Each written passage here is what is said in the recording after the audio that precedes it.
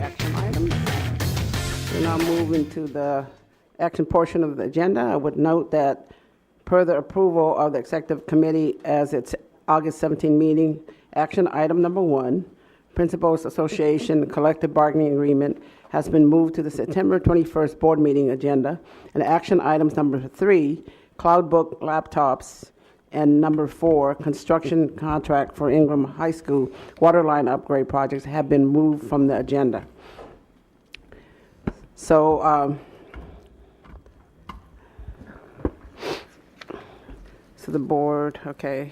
Move on to item 2. Yes, let's start with item 2. Okay. Did you want to read this title? And it's 2016-2017 City of Seattle Families and Education Levy Community-Based Organization Contract Approval. Okay. I move that the board authorize the superintendent to execute contracts for a combined total of approximately $1,771,313 with City of Seattle's Parks and Recreation Department, University Tutors for Seattle Schools, Communities in Schools, YMCA of Greater Seattle, and City Year for school year 2016-17 for the purpose of providing Families and Education Levy, FEL, funded activities in selected elementary, K-8 middle and high schools with any minor additions, deletions, and modifications deemed necessary by the superintendent, and to take any necessary actions to implement the contracts. I second the motion. Committee Chair's recommendation. Yes, this was brought and discussed at the Audit and Finance Committee meeting on May 12, 2016. The committee moved this item forward to the full board with a recommendation for approval. Any questions? Okay. Comments? Just how extraordinarily lucky we are that we have these supports in place. We couldn't do it without our partners, and I bow to them. Any other comments? Okay, Ms. Ritchie. Roll call.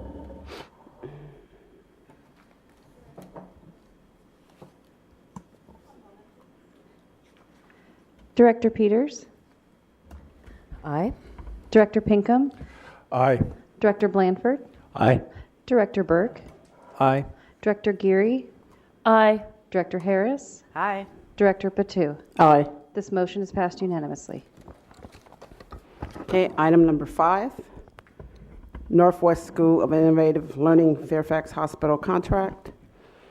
Okay. I move that the superintendent be authorized to enter into a contract with Northwest School of Innovative Learning, Fairfax Hospital, to provide educational services for students in private placement for the 2016-17 school year in the amount of $619,992 in the form attached to the board action report, with any minor additions, deletions, and modifications deemed necessary by the superintendent, and to take any necessary actions to implement the contract. Immediate action is in the best interest of the district. Any comments? Well, I'll go with the recommendations from the committee. Recommendations. Sure. This came to the Audit and Finance Committee meeting. So this motion was discussed at the June 9th, 2016 Audit and Finance Committee meeting, where it was approved to be included for introduction at the June 15th, 2016 board meeting. This motion was discussed at the June 13, 2016 Curriculum and Instruction Committee meeting. The committee moved this item forward to the full board with a recommendation for approval, and I hope Director Burke doesn't mind me stealing his line right there. Okay, and then on July 6, 2016, the full board declined to approve this item with a recommendation to review the procedures and communication documents used by Northwest School of Innovative Learning and Seattle Public Schools to revise their behavioral management policy and procedures to clearly comply with the WAC 392-172A-02105. Please see 2 documents as evidence of the changes by Northwest School of Innovative Learning. I hope those are included somewhere here. The revised documents went to the Audit and Finance Committee on August 18, 2016. On that day, the committee moved the item forward to the full board with a recommendation for approval. Now, I do feel it necessary to say that what we were told at that meeting differs from what we heard in testimony tonight, And I would like to see the different information reconciled because that did influence our recommendation for approval at that time. I second the motion. And further, Chief Jesse, if you could comment, please, on the coordinated success plan that testifiers addressed that they never received and that they purport to be critical to this decision. Thank you.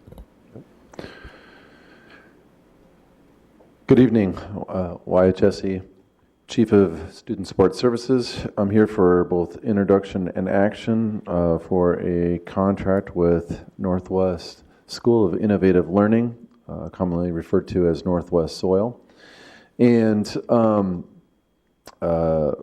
coming back to you following the disapproval of the contract on July 6th, and based on those conversations and further input, went back and continued to work with Northwest SOIL in regards to their communication. I think there was a lot of general agreement between us and you is that there was some confusion about exactly what were the policies and things that they were being asked of parents, and specifically the actions that they were going to perform at Northwest SOIL that would have led to some confusion around what is, at that time, they were using the term physical management, and now it's behavioral management, which is a more preferred term. Also in there was some things that were not clear about what is going to receive a physical restraint or isolation,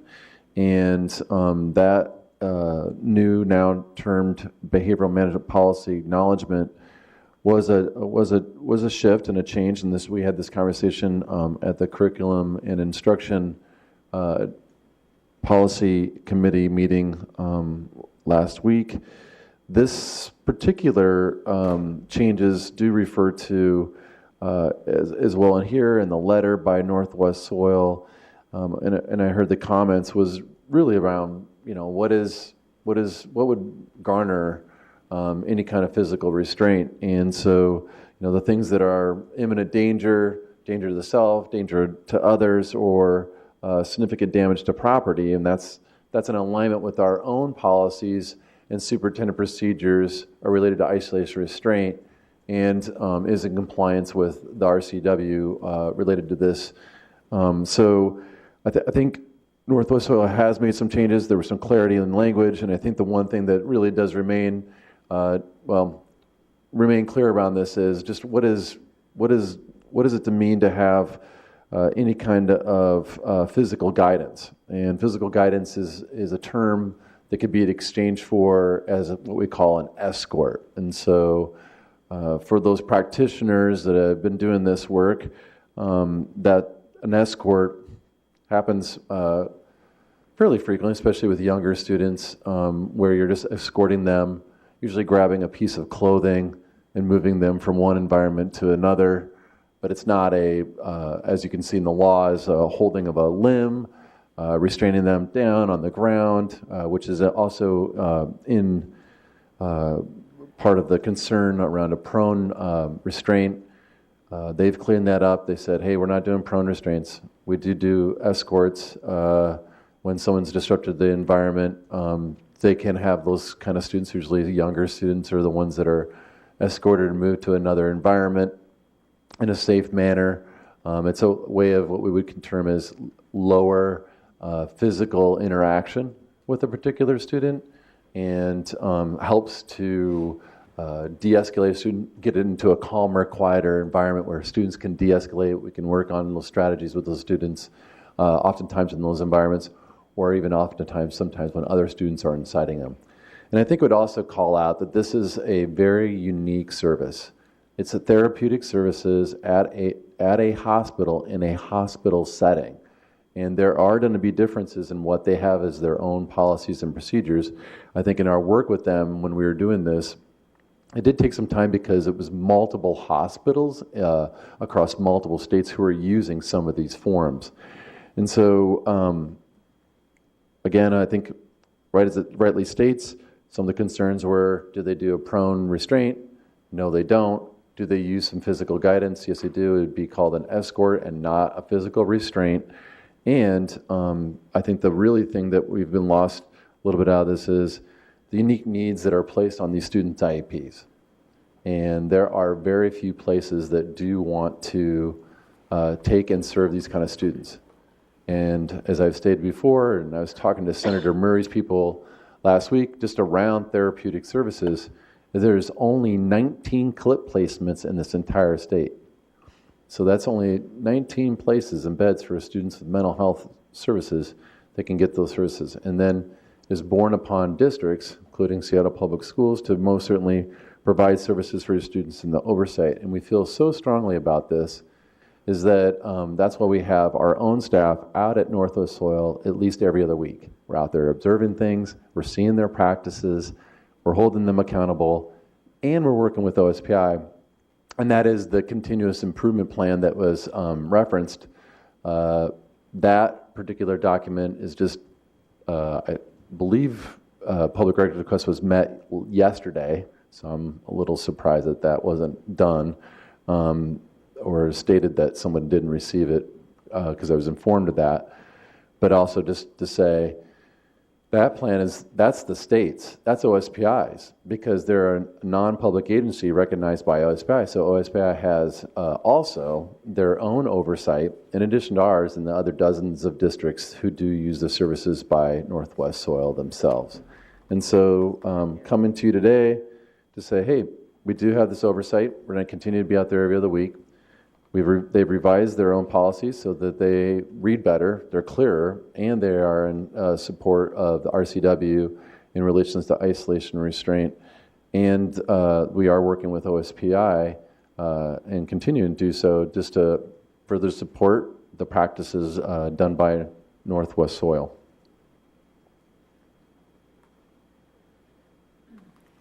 Dr. Blanford? So I am struggling a little bit because I was in the room when the presentation was made at the committee meeting last week. And then I heard the comments that were made in public testimony and what you've shared with us just now.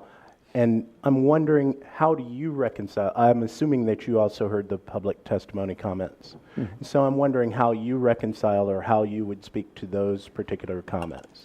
Okay. Do you understand my question? I think I do. Okay. And the two things that I heard were around physical guidance and that they're still using prone restraints. And again, what I would say is, how do I reconcile that? I say, well, Northwest Soil, a hospital, MPA status, having a lot of accountability. They have a board. There's a lot of oversight for themselves, not just with us, not just with OSPI, has on letterhead that says they don't use prone restraints. I have to go with what the agency says. That's the observations by our own staff. That was a practice that I'm sure was used by Northwest Soil at one point. I kind of reconcile sometimes myself to also say some of our parents or members of the community use information that could have been a previous experience. And so I think for me, I say, this is what I know today. This is the work that we've been collaborating with Northwest Soil, and that's why I feel like today I can support this contract myself. If I had those concerns, I would not. So is this an issue of interpretation that the person who spoke in public testimony reads the language different than you do? Is there different language? I'm still struggling to understand why we're not in agreement, why the public testimony person is, who I understand is well-versed in these subjects, is so radically in a different place than where you are telling us and where we heard last week.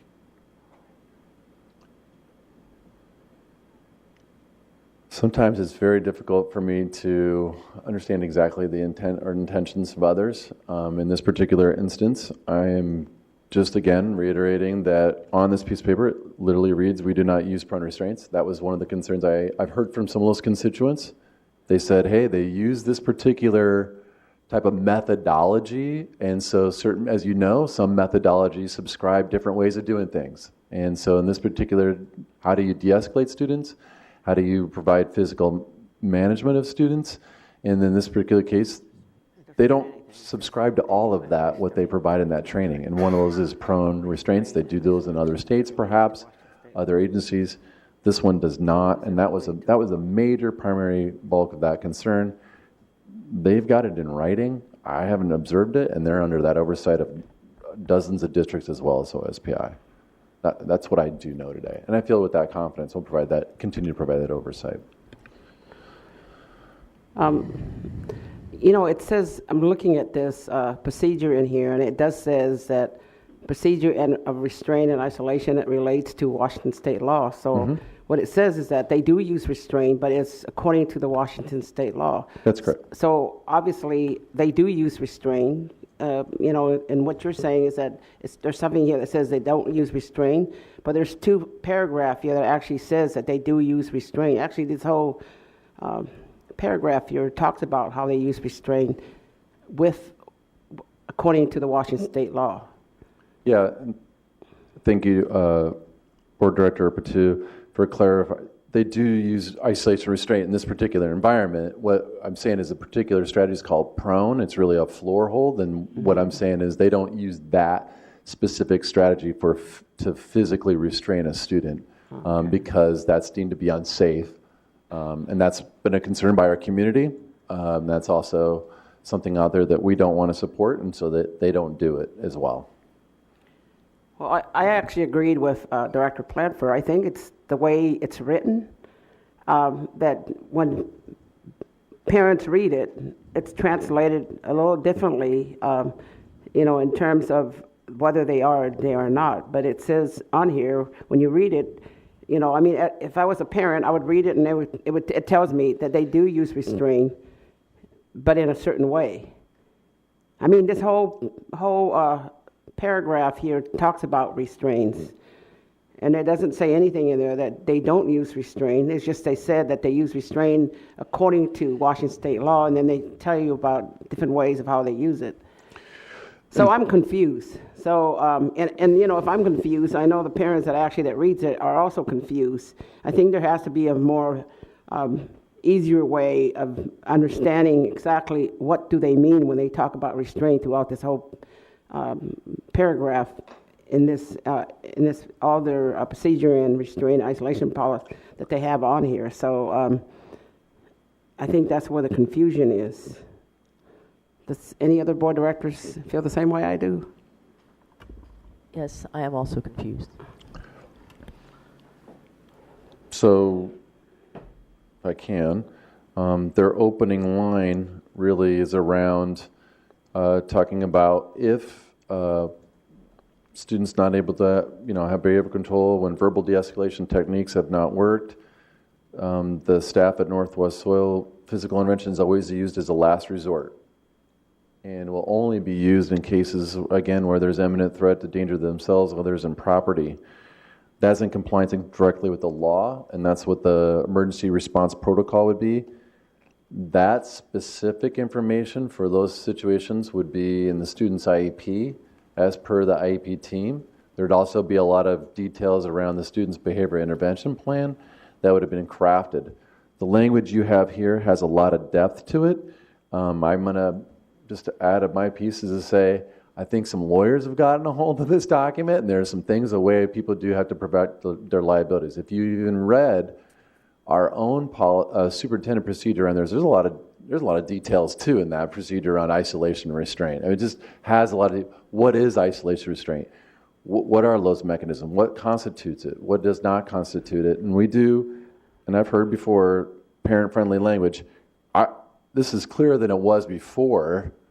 I think there's always room for improvement, most certainly, but it's right there up front that they don't want to do physical intervention, only in a last resort, just like we do. It's the exact same things that we're doing right here in Seattle Public Schools. Director Burke?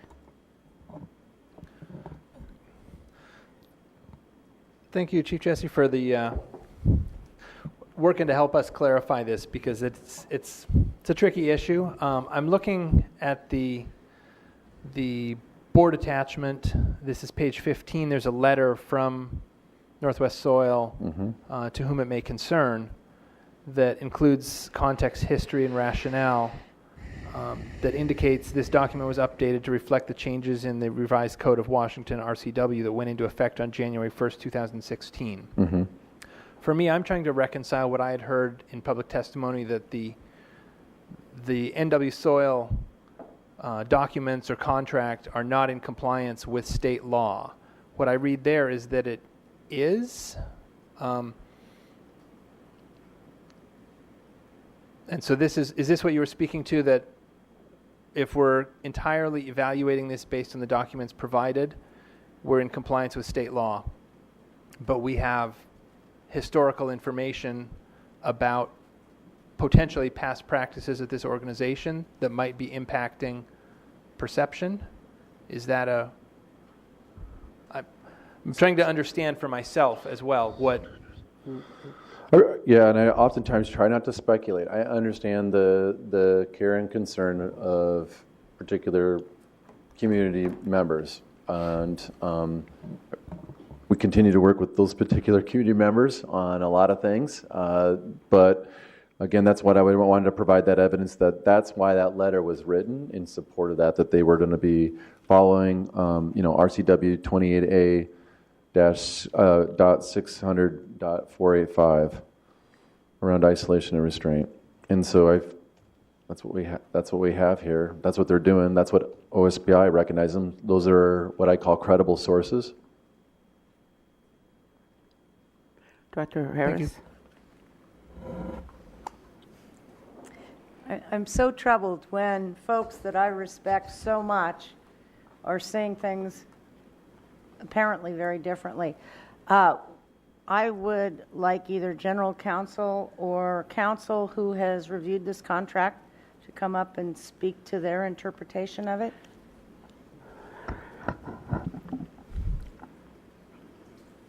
Good evening, Noel Treat, General Counsel. What I can tell you is, as we've heard already tonight, this provider is approved by OSPI as a non-public agency provider, which means they're subject to OSPI oversight.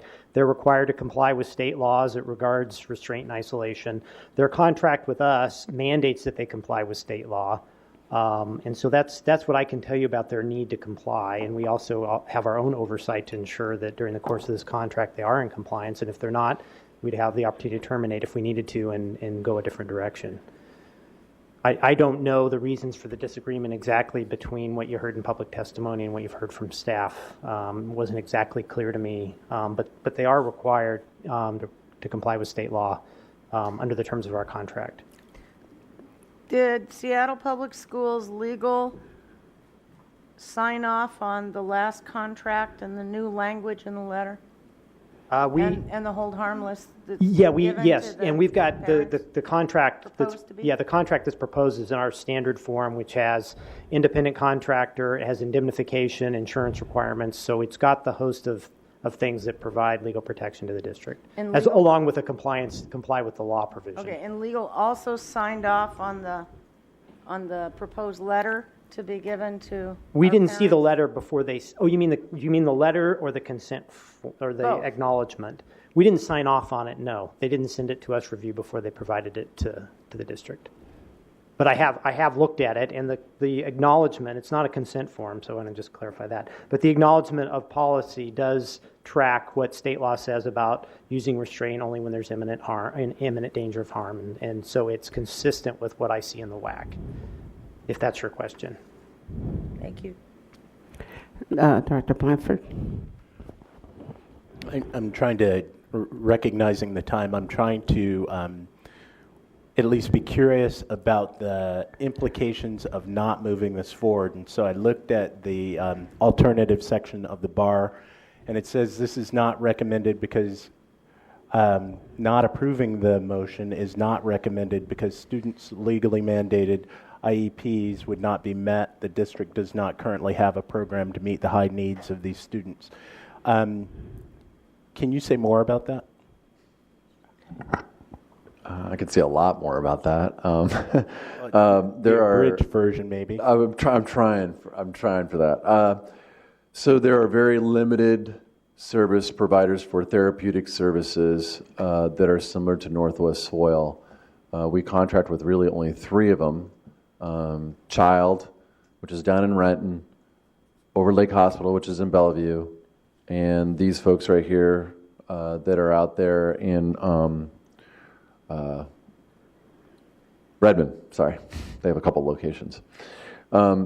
We are working to get in tandem therapeutic services here. We started really small in some services over the summer. We're looking to expand those. We have currently out a RFQ that is out there to work through the same request for those kind of services. We'll have to move through contracting with folks.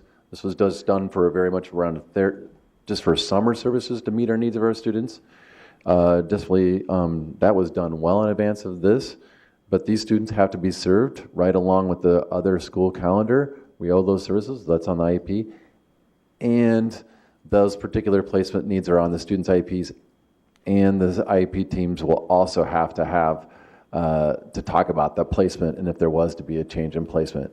But a parent could exercise stay put if there was an issue and around those issues, and we'd have to continue to provide those services. My concern, given the date where we're at today, I got to look at this, and we're looking there. We're always looking for better services. That's why we'd like to bring them back to Seattle Public Schools, but that takes time, that expertise, the training. I mean, these are like, very few people have this skill set and desire to serve this population, unfortunately. We want to make sure we do it right, and that's why we have this level of oversight like we do with Northwest Soil. Dr. Peters?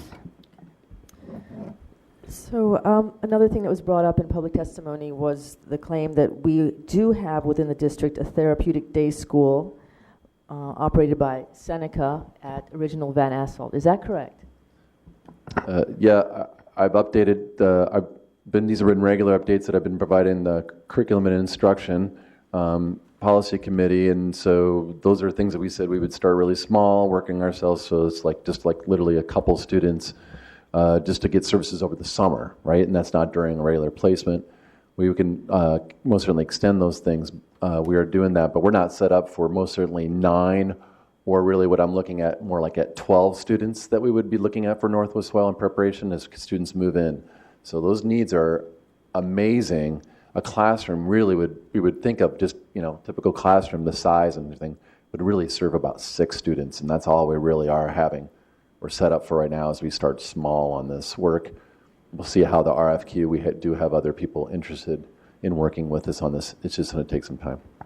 Another source of, I think, confusion was at the Audit and Finance Committee meeting last week. We were told that the Seattle Council PTSA and the special ed community had been informed of the changes that were happening with this agreement since it was last brought to the board, and that they were informed, and I understood that they were supportive of this, and that's why it was surprising to have members of that community testify in opposition to it. So were they engaged in this?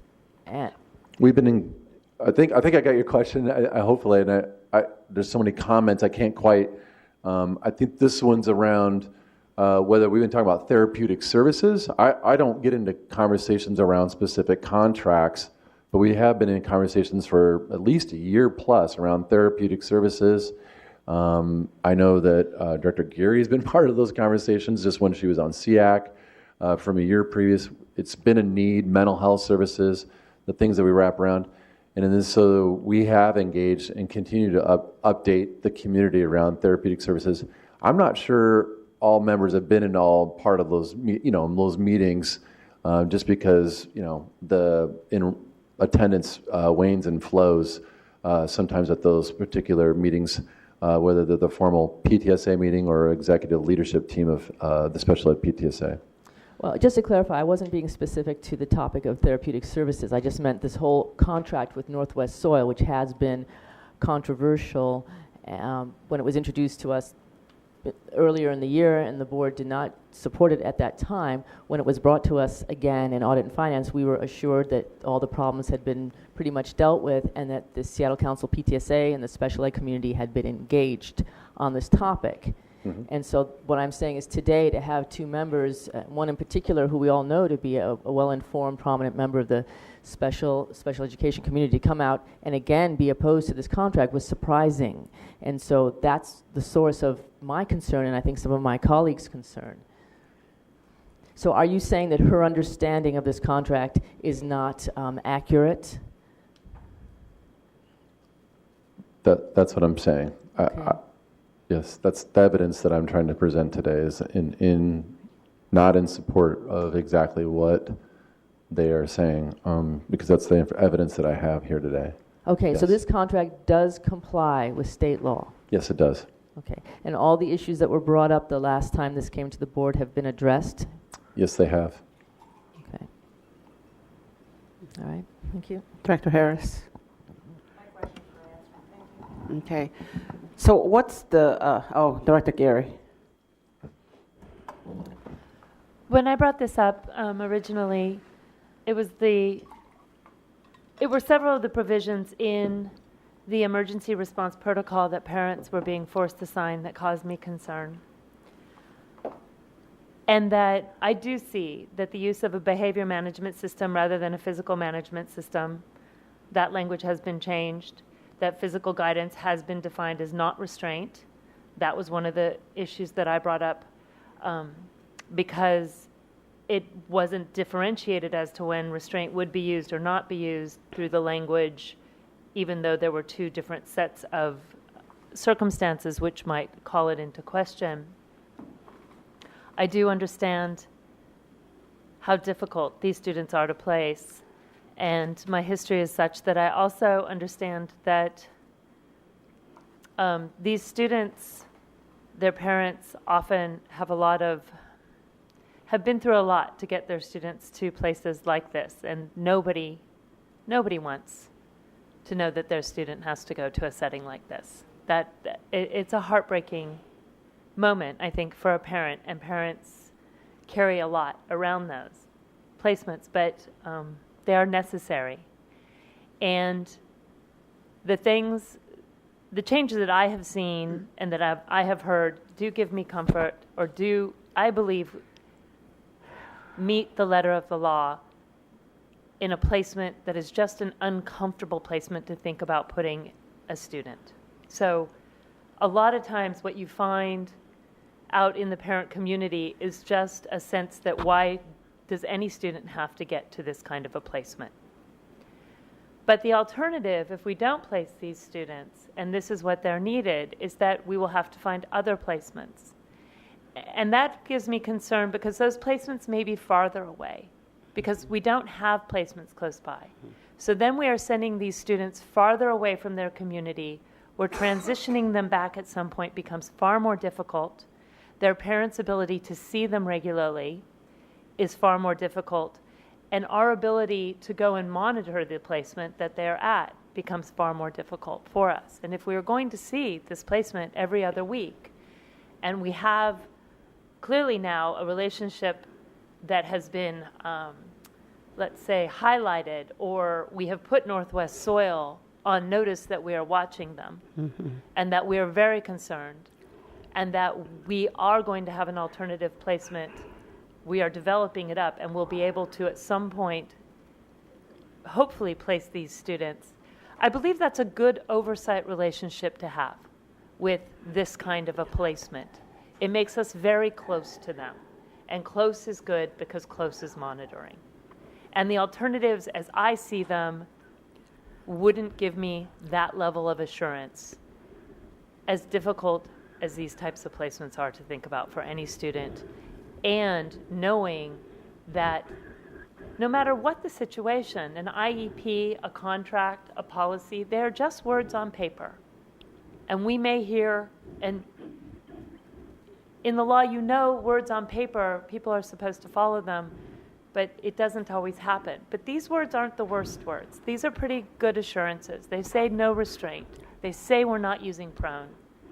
They say it's a behavior management program, and they have a relationship with our school district. And so while I wish parents didn't have to sign such a document ever, that's why I would go ahead and support this. contract for now.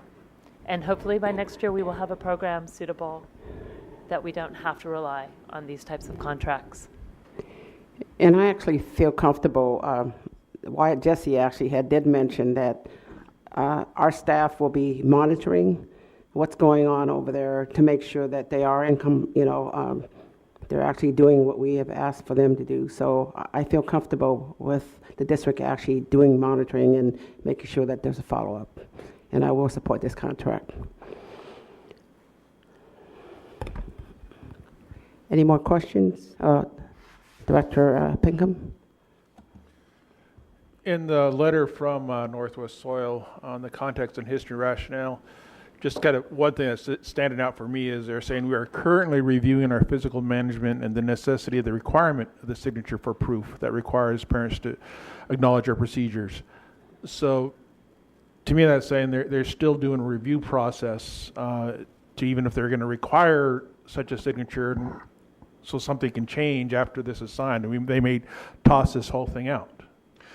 Yeah, I appreciate that, Director Pinkham, because this Northwest Soil isn't just like an independent hospital. It's actually tied to other hospitals, and so their policy relates to policies used by multiple hospitals, and so it has to get that kind of approval. I mean, but we're actually the ones pushing the envelope to keep working on improvement, and that's something that they said they were going to continue to do, and everybody should. We do constantly reviewing ours. We go with student rights and responsibilities coming back to you every year. Those are just another example of that. And then do we know of other school districts that have contracts currently with Northwest Soil? Has there been any issues with them? Almost everybody around the lake. I mean, everybody up and down. They have 3 sites actually in the Puget Sound area, and so almost every district ends up contracting with, smaller districts maybe every other year or something like that. But yeah, everybody does, because there's only, again, very limited placements. So have we have any complaints from any of the parents that actually been a part of Northwest Soil? Not recently, and so I know some of them would want. I've talked to a couple of them. They would want to stay there. They want to be there, and so. But I really appreciate Director Geary. It's a very difficult and challenging situation. Every family who has to face this, and I just met with one just a couple weeks ago. They have their placement in Idaho. I mean, it's you have these kind of situations where it's very challenging. Mm-hmm. And they're also fluid, and there's just the physical, mental health needs of these students can change, and so I do feel very much for the situations, and we work with them to try to be as flexible as we can be to meet their needs and the family's needs. Any more comments, questions? Ms. Ritchie, roll call.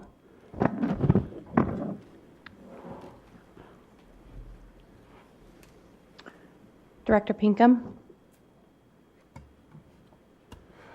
Aye. Director Blanford, Aye. Director Burke, Aye. Director Geary, Aye. Director Harris, Aye. Director Peters, Abstain? Director Patu. Aye. This motion has passed 6-1, or 0-1, sorry. That's the end of our action items. We're now into our introduction items. Our first one is Resolution 2016-17-1, Acknowledgement of Duwamish Tribe.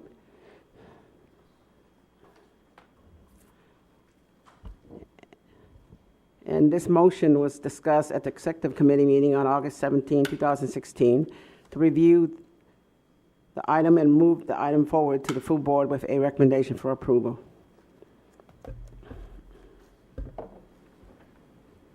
Any questions, comment on this item?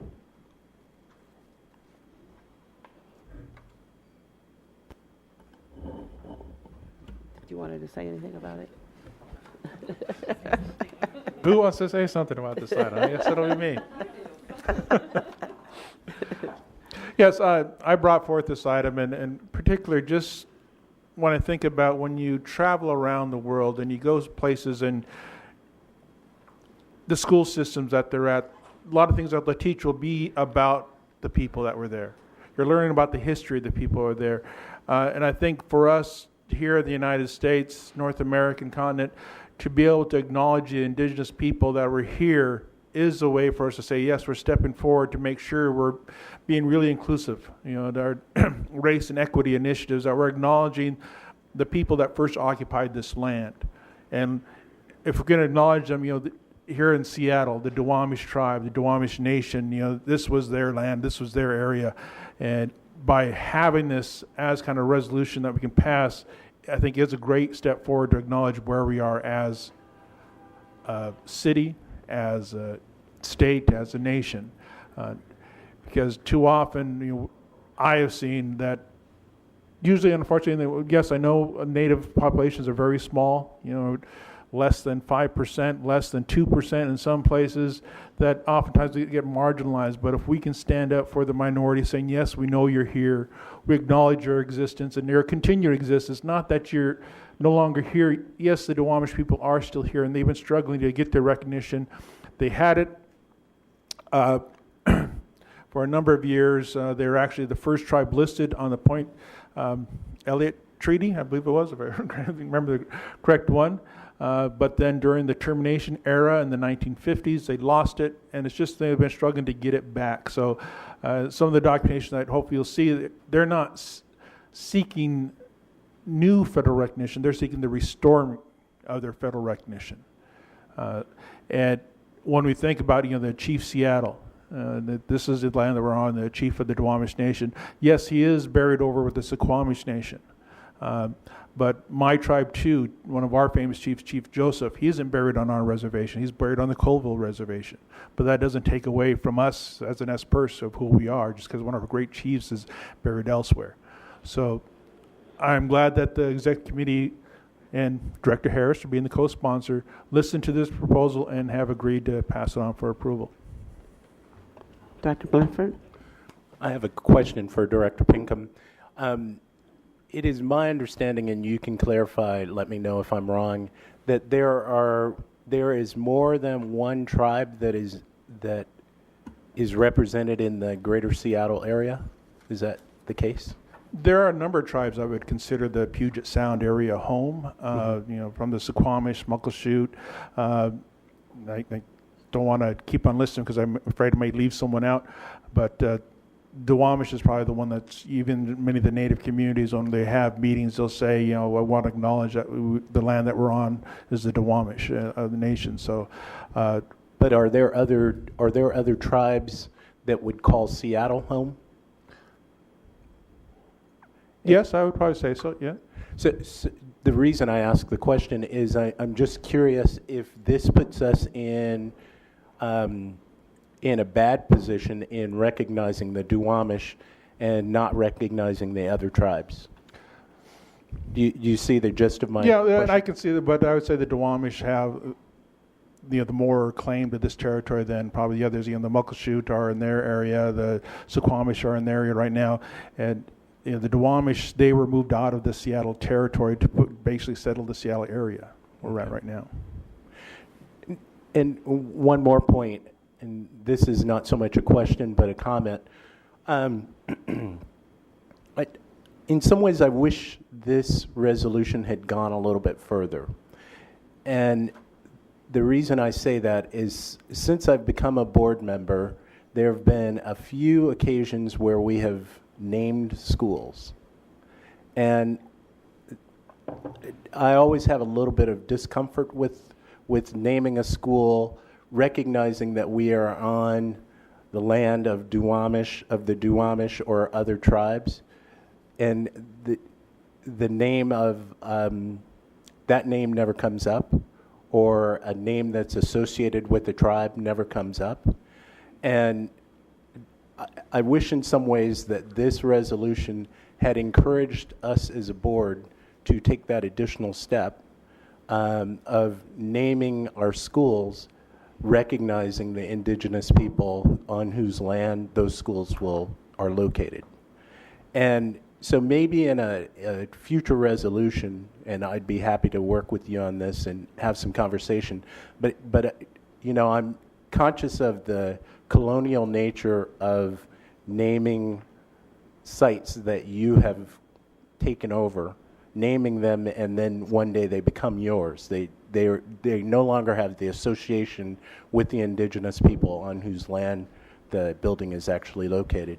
And so I'd love to have some conversation. I don't want to do anything that would be too far afield, but I really would like to have some conversation about how we can go beyond the symbolic to potentially actually naming some of our buildings after the people on whose land those buildings sit.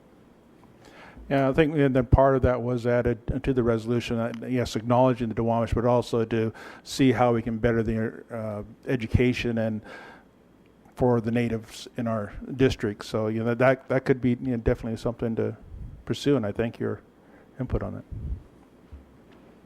Any more questions? Dr. Peters? I want to thank Director Pinkham and Director Harris for bringing this to us. I think it's important to recognize the history and the culture of this land that we're on. And I think we could probably do a lot more to recognize that in what we teach, how we teach, and when we talk about the diversity of our district, acknowledging the breadth of that diversity. To Director Blanford's point, we do have a high school named Chief Sealth, and we are going to open a school named after a Native American educator, Robert Eaglestaff. So that's a good start, but I appreciate your point that we could be doing more of that sort of recognition. As far as whether we'd want to work that into the resolution, I think that would be up to Director Pinkham if he would want to do any changes between now and when we actually vote on this. But anyway, my basic point is I appreciate this being brought to us, and I do have a question for Director Pinkham. What is the next step with this? Where do we send it, and can we make something happen? Well, the next step with this, hopefully we'll vote on it at the next board meeting. As far as maybe adding something to it, I'm comfortable with this, keeping it the way it is, and then pursuing maybe even further action as the district moves forward. Because I think what Director Blanford added, that could be a whole nother issue. And again, this is just for me for a chance for the Seattle School District to basically symbolic gesture. Yes, we must acknowledge where we're at, the land that our schools occupy, and even the cities named after Chief Seattle. And we see that we have Martin Luther King with King County, that being things being changed to acknowledge his contributions. So again, I just feel that we can acknowledge where we're at, share that with the city of Seattle. I think the city of Seattle hopefully will be on board because we're helping support the building the Duwamish Longhouse, finding some space for that. And I think just again for me that it opens it up and lets the people of our district know. And it's not to say the natives are anything more special than anybody else, but the place that we occupy, that all students of color, students that feel like they're marginalized or being overlooked, to let them know, yes, we know you're there. We acknowledge your existence and appreciate what you can contribute to the school district. Director Harris? I'd also like to thank Mr. Chris Jackins, who has worked hard on this as well. And I'm wondering, Scott, whether or not we can flesh this out a little bit to make sure that this resolution goes to the BIA and goes to the litigators who have been involved in a 30-year struggle to have the Duwamish federally recognized. And those of us that are old enough to remember the end of the Clinton administration and the really lousy execution of politics,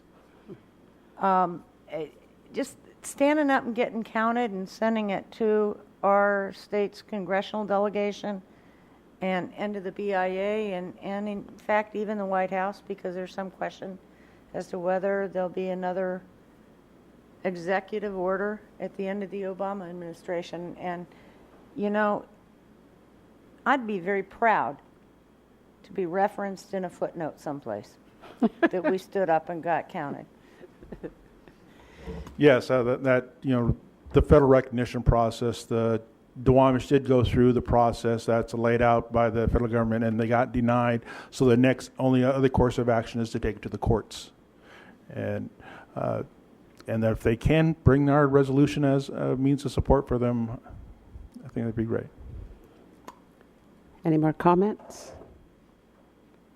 Director Burke? I just want to share a quick thank you and word of support as well, Director Pinkham and Director Harris, for your work on this. And I also wanted to recognize our Superintendent Island for the words that I've heard from him and the actions in support of the Native community and Native education. And so I just want that on the record as well. I too would like to thank you, to Director Pinkham and Director Harris, for moving this forward. I think this is wonderful that we're actually able to move this forward and recognize the Duwamish tribes. So kudos to both of you. Okay, next item, approval of board policy number 6501, data privacy. Good evening, Clover Codd, Assistant Superintendent of Human Resources. Oh, you're supposed to read something first. I'll just slip in here that it came to the Audit and Finance Committee meetings on March 15th, April 19th, May 12th, June 9th, and August 18th. And on August 18th, the committee reviewed the motion and moved the item forward to the full board with a recommendation for approval. Thank you. Sorry about that. So I'm here to present a new proposed school board policy 6501, which is an umbrella data privacy policy. So as you have read in the board action report, in 2012, Human Resources received an audit finding from our internal auditor because we had a lack of written policies and procedures that protected employees' private information.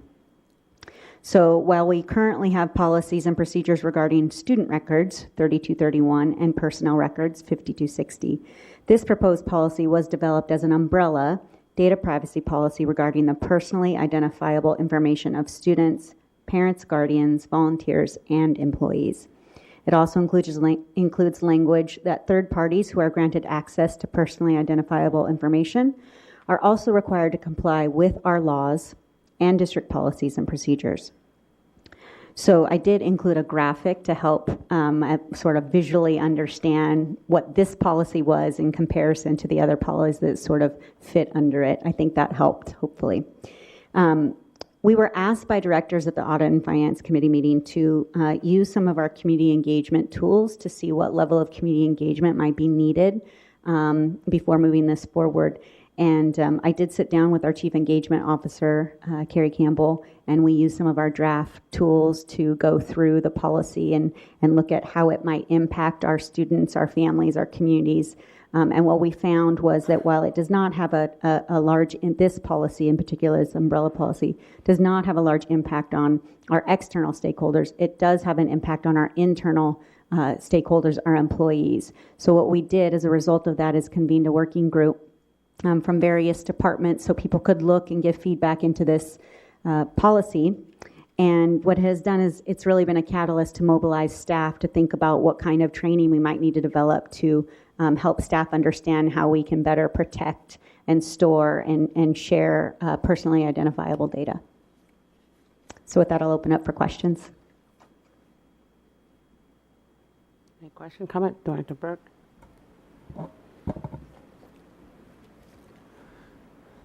Thank you for the work on this. Love the graphic. You know, if policies were raindrops, think of that. Is there going to be a superintendent procedure associated with this, or is this an umbrella policy that doesn't have a procedure? I believe we do.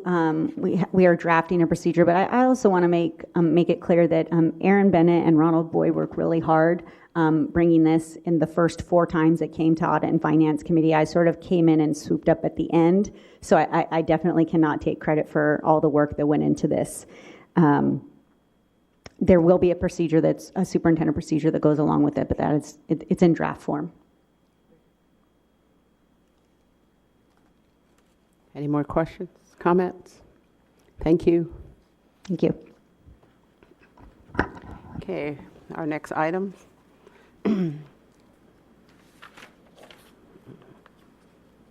is approval of the 2016-17 student rights and responsibility. Can I get a recommendation from CNI? This bar came before CNI on August 15th and was moved forward for approval. Thank you. Pat Sander, Executive Director, Coordinated School Health. I'm going to have Erin Romanek, our Manager of Attendance and Discipline, introduce the amended recommendation. Erin Romanek, Program Manager, Attendance and Discipline. I'm before you again today. As you might remember, June 15th school board meeting, we approved the 2016-17 Student Rights and Responsibilities document. June 9th, which was shortly before that, there was a piece of legislation that was passed that was implemented on that day.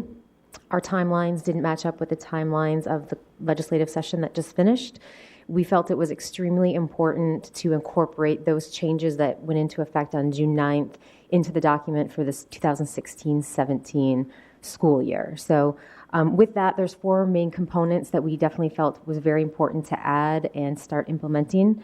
The first one is the limiting the length of time a student can be long-term suspended from school to an academic term. So we were already doing that. We were in compliance, but we just made sure to call it out specifically within the document. The second piece was also any student who has a long-term suspension or expulsion. We are required to have a re-engagement meeting and plan developed. That was recommended in previous years, but now it is required as part of the law. And again, we felt it was extremely important to get ahead of it this year to start implementing that. Also, we had several discretionary behaviors that the law called out that we were no longer going to be able to long-term suspend and expel. It impacted 12 of our current behavior codes. Again, extremely important to get ahead of that for this school year. And also, there's a new requirement for us to provide educational services to students for any student who's excluded from school, so short-term suspension, long-term suspension, or expulsion. And felt extremely important that we needed to, again, start working on that for this school year. Questions? Dr. Planford? So those changes won't be in the student handbook starting next week or the week after? If we have approval on September 7th, absolutely. We worked to incorporate them. We had some training at SLI as well with all of our administrators, so they are aware, and we've been prepping them that hopefully we will get approval. That was kind of out there in draft form, but we definitely, that's what we had been working on the month of July mostly, was making sure we could incorporate that into the written documents for the start of the school year. And what's the method of dissemination of information to students? Is it online? So what we've proposed for right now, because we had to have documents translated, we had to make the decision to go forward with translation of a document that was approved at the June board meeting. However, the plan is to have an updated, very simple kind of outlining these changes and be able to translate that, and it would be up on the website. And hopefully, again, schools will be able, I've already had a lot of administrators contacting me wanting this information to make sure parents are aware. There will also be a component on the discipline website that will call out specifically the re-engagement meeting, since that's very important with timelines associated with that, and that will be up on the website with approval. If I can ask one more question. Sure. Recently, I've gotten requests for information from community members around the effect of the resolution that we passed last year regarding suspensions and expulsions. Mm-hmm. And I was just wondering, what is the cycle where we're able to report that type of information? What should we expect? How frequently should we expect to know the impact of that resolution? Do you know that answer? I think Pat, I know we had discussed that we were waiting to see at the end of the school year. We had sent all of our data into OSPI at the end of July, so we were waiting for some type of reporting out from that. I know informally we can look at it and we can see, but as far as the formal presentation and when it's released, I know we haven't seen anything back from OSPI yet. And we'd expect to see it on a yearly basis sometime, probably the first part of the year, based on what I'm hearing you say? Yes. Okay. Great. Any more questions, comments? Okay, Thank you. Thank you. Our next is Team Read Memorandum of Understanding. Can I hear from CNI Chair for your recommendation? This came to the CNI committee on August 15th and was moved forward to the full board for consideration. Thank you. Good evening. My name is Maureen Massey, and I'm Team Read's project coordinator. And it's been my privilege to work in that role for the past 16 years.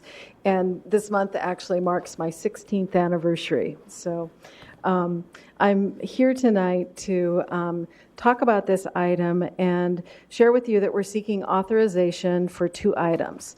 The first item, number 1, is for the district to enter into an agreement with Team Read, which is a nonprofit that has partnered with SPS for the past 18 years to provide the Team Read program. And number 2, for the district to receive funds from Team Read, the nonprofit, that are above the threshold set by the board. Funds awarded to the district from Team Read, the nonprofit, pay for salaries and benefits of 3 program staff members, program printing, deferred tuition payments, which is one of the compensation options that the reading coaches can choose, office and program supplies, transportation, mileage for staff, and extra time. So I wanted to share with you a little bit about the Team Read program. Team Read works to eliminate the opportunity gap for low-income second and third graders who are striving readers.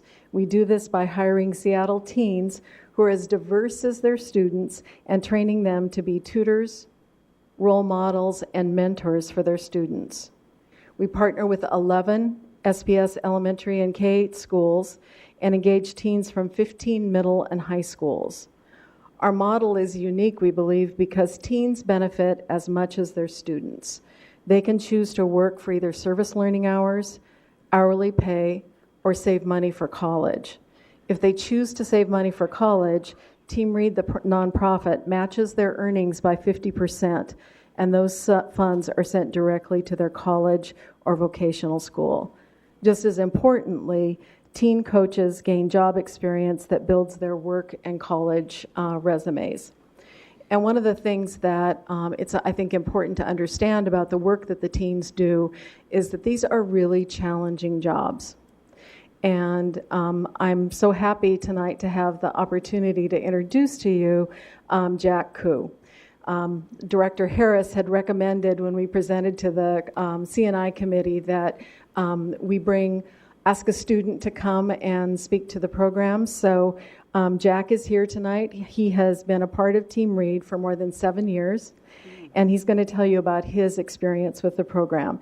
He's an amazingly talented young man, and it's a privilege to work with him.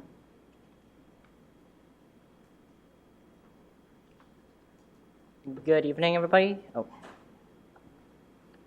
Good evening, everyone. My name is Jack Koo, and I've been a part of Team Read for more than a third of my life.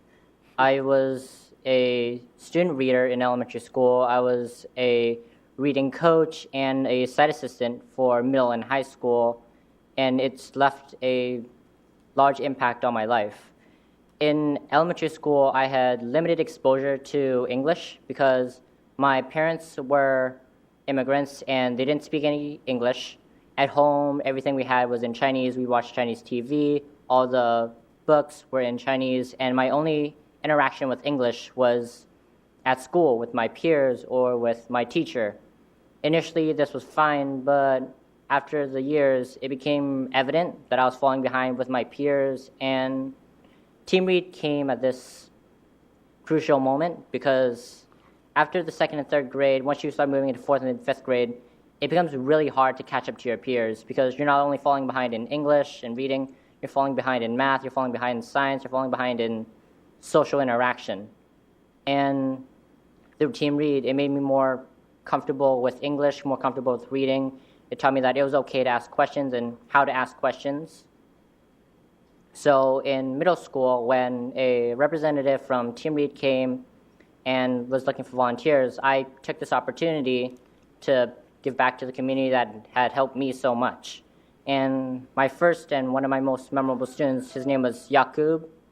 In general, he just reminded me of myself when I was his age, since his parents were immigrants from Ethiopia. They didn't speak English. Yakub himself had limited interaction with English, and he was shy. He just, in general, did not like reading. It made him feel inferior. It was something frustrating.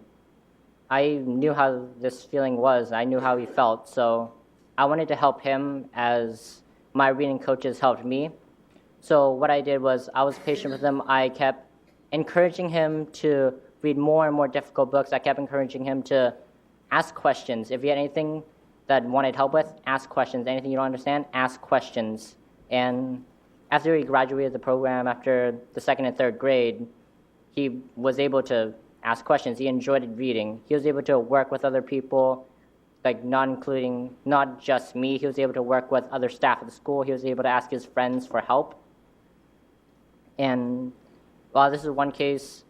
I worked with Team Read as a tutor for 5 years, all the way through high school. And in junior year, junior and senior year, I was also site assistant. And the beauty of being a site assistant is, instead of working with one student one-on-one, I worked with 30 students. I worked with the entire site, and the best thing about working with the entire site is I was able to see 30 students improve before me. I was able to watch 30 students grow over the school year and just watch them flourish and enjoy reading. Currently I am a sophomore at UW studying computer engineering, and while I'm not in a liberal arts or a teaching field, Team Read has left a lasting effect on my life. For example, if I have trouble, I know how to ask clarifying questions. I know how to show people how to ask others for help, which is something a lot of people my age have a problem doing. Just being able to walk up to a TA or walking up to a professor and asking a question and knowing what they're struggling with and how to ask for help. And in addition, being able to directly assist my peers without taking away the educational value of that experience. In general, Team Read has left a permanent mark on who I am, like it has everybody else who was in this program, and I'm proud to say that I still enjoy reading and I still enjoy teaching others. Thank you for your time. Thank you.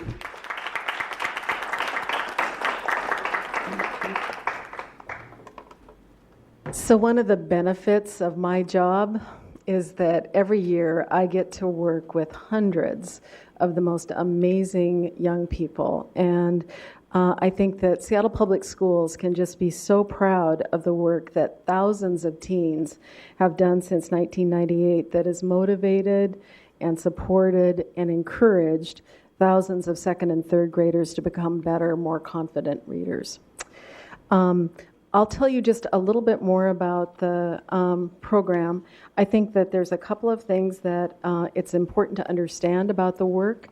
The curriculum that we use is developed in partnership with district literacy specialists, and it's aligned with classroom instruction and literacy best practices. It's reviewed annually, and every year it's improved and changed to better support students. So a recent change that was developed just last year and introduced this past school year was the introduction of fluency and comprehension guides that are leveled to the level of the students' current reading level. So that was just one example of the kind of alignment that happens. In terms of the benefits to the reading coaches, Jack has, I think, given you a very good overview of those benefits. But I'll tell you that last year, 60% of the 425 tutors that worked for the program chose hourly pay, 30% of them chose service learning hours, and 10% chose the tuition option. And over the life of the program, over $500,000 in tuition has been paid out to colleges and universities and vocational schools, literally around the country. So we're so happy that we're able to provide that kind of support to the teenagers that have worked so hard on behalf of their students. one of the things that principals tell us that they love about having Team Read as a partner in their school is that it's academically successful teenagers of color serving as role models, mentors, and tutors for their students who are predominantly students of color. And I think it's an amazing thing when you can have a workforce that's as diverse as the Team Read workforce.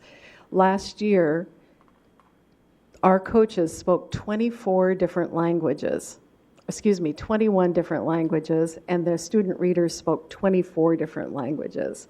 So I think that that's a testament to the diversity of the teenagers who choose to spend their time and energy in making this commitment to helping kids become better readers.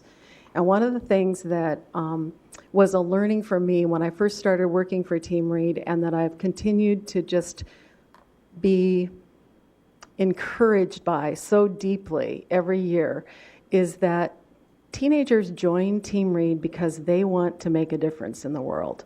They're not making enough money for this to, be something that they're excited to do because of the money.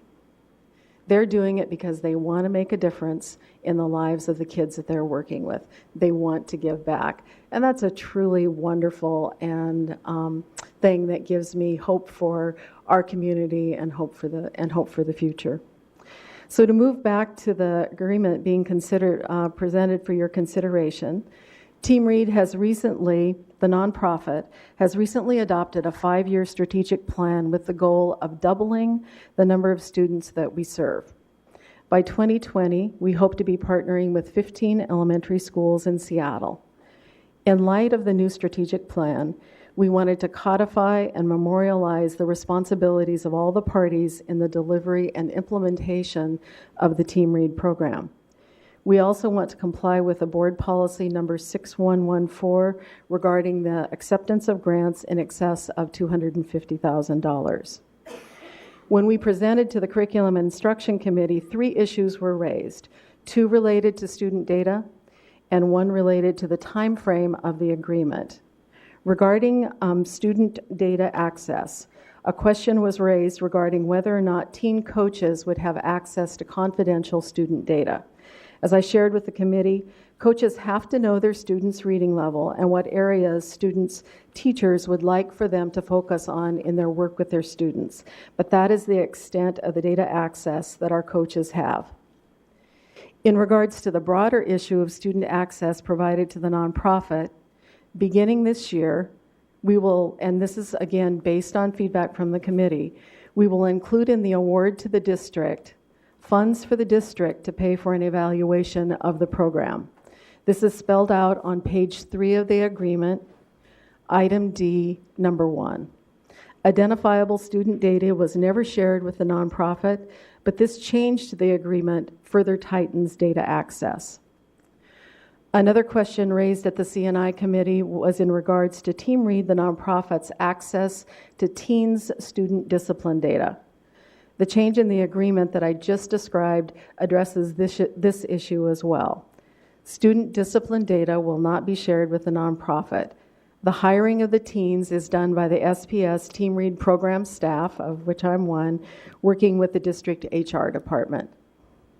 And then finally, regarding the term of the agreement now specifies that the term of the agreement is 5 years, and the cancellation option for both parties is spelled out.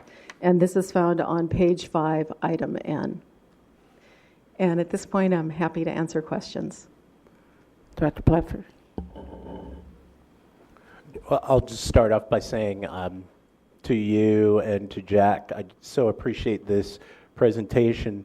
As someone that worked in nonprofit organizations that partnered with Seattle Public Schools, I can tell you that, and someone that researches achievement gap issues, and I can tell you that your theory of action has so many elements that are best practice, that you partner closely with districts, that you identify students in need at particular ages, and the age that you've chosen is one of the critical areas or the critical times in our students' life where they can make great progress with a little bit of help, or we lose them in many cases. And so I applaud you for your theory of action at that stage. And then also the fact that by offering stipends or tuition assistance to many of our graduates who are looking for higher ed, there's a double whammy effect. There's a multiplier effect that gets kids at both ends of the spectrum. And I so appreciate that, because I know that the partnership between our community-based organizations and the school district has a more profound effect, positive effect, on our achievement and opportunity gaps than nearly anything else. And so I appreciate the fact that you've been doing this work. I say that in particular because I know that we politicians have thrown a couple loops in your work, primarily around the $15 an hour, which has some impact on revenue for the organization and expenses. And then I also understand that that our position around flipping the bell times has had some implications for the operations. Can you speak at all to how those have been resolved, or if there's still issues that you face? I think that we do still face issues around the bell time schedule change, because it just sort of turned our model upside down. But one of the things that's been very heartening as we have been working this past year to resolve that and develop strategies to address that is the level of support that we're receiving from our partner elementary schools. It's been a very kind of gratifying and rewarding thing to see principals sitting down with me and saying, we have to have Team Read. We're going to help you figure out how to make this, how to make this work. And so can I tell you across all of our 11 elementary schools exactly how it's going to work come October? Unfortunately, I can't. But what I can assure you is that we're working really hard in partnership with principals and the schools that we serve to figure it out. And I'm feeling, with every day that passes, I'm feeling more confident.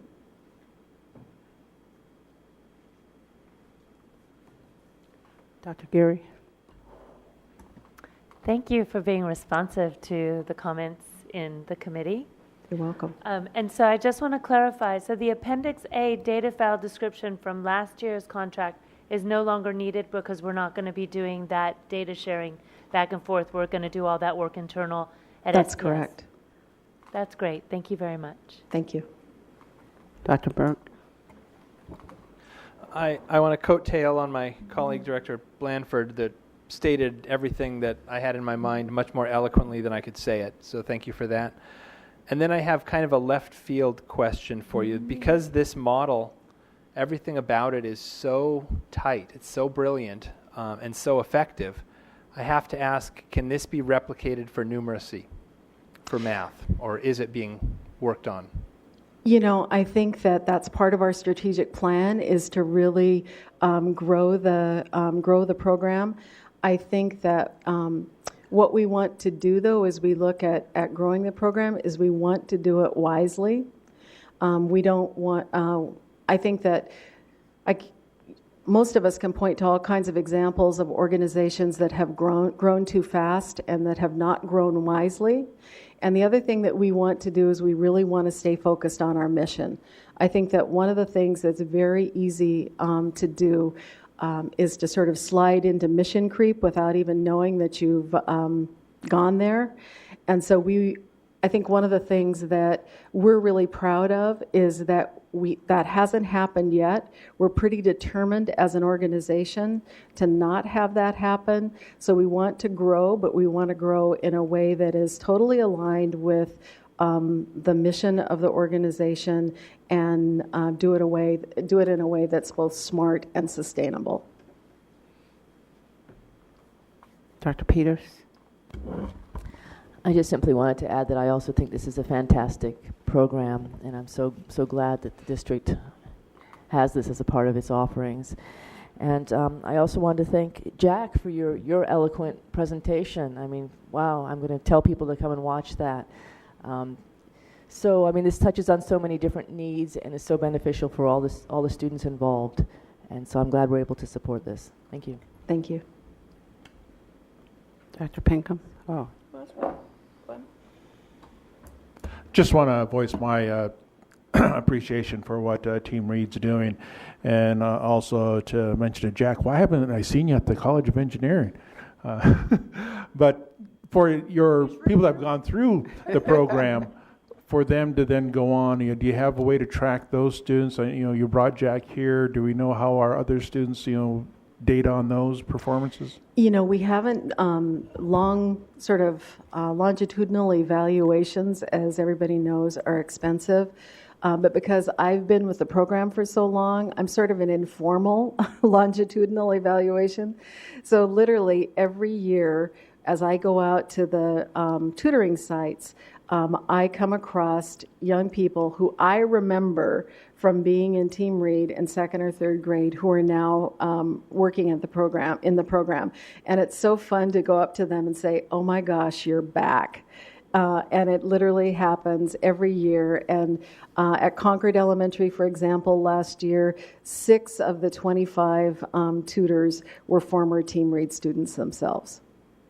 So eventually, to answer your question, we do want to be able to do a better job of tracking long-term outcomes for the kids that have been in the program.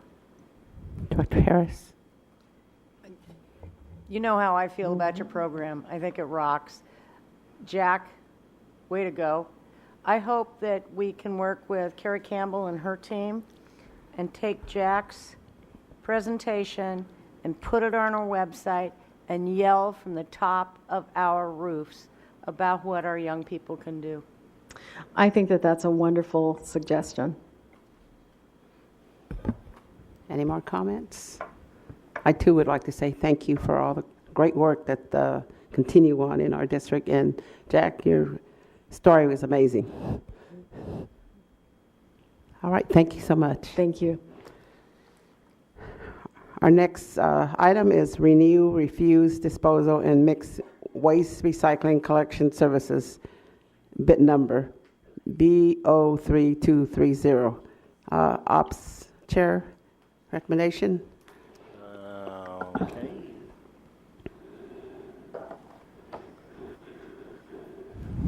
The Ops Committee heard this item on the 16th of August and moved it forward for approval.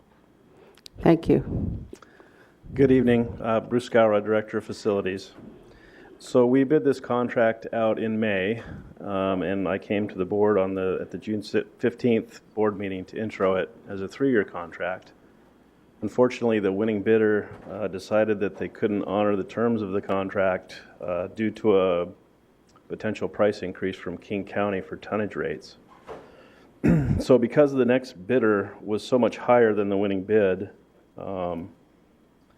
we decided that it was in the best interest of the district to leverage the last option of our current contract. So we're here tonight to request approval of a 10-month contract renewal with Recology for refuge disposal and mixed waste recycle collection. Value of the 10-month contract is $522,000, and this is the final extension available on our current contract. But extending the current contract offers us a savings of about $209,000 over offering the contract to the next highest bidder from the bid in May. Any questions? Comments? Guess not. Thank you. Thank you. Our next item, BTA 4, Resolution 2016-17-3, Racial Imbalance Analysis for ECU's Elementary School Renovation Project. Since Ops Chair is not here, I'm going to go ahead and read the recommendation. This motion was discussed at the Operations Committee meeting on August 16, 2016. The committee moved this item forward to the full board with a recommendation for approval.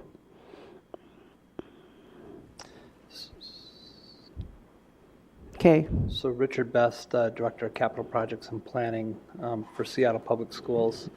OSPI requires, as part of their D-form submittal process, that Seattle Public Schools Board of Directors pass a resolution indicating that the project will neither create nor aggravate racial imbalance.